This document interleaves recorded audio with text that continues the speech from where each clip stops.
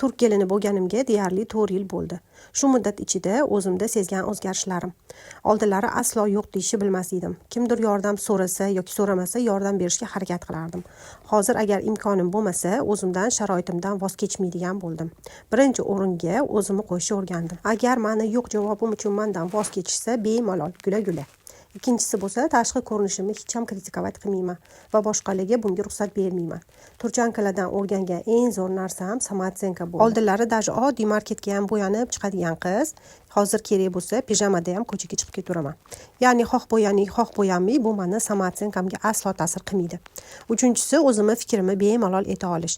Kimnidir xafa qilib qo'ymaslik meni prioritetim bo'lgan. Hozir bo'lsa o'zimni xafa qilmasligim kerakligini tushundim. Buyuk faylasuf Xo'jajimni bitta zo'r maqollari bor. 364 kun yaxshilik qilib bir kun qilmasang, odamlar o'sha bir kunni gapiradi.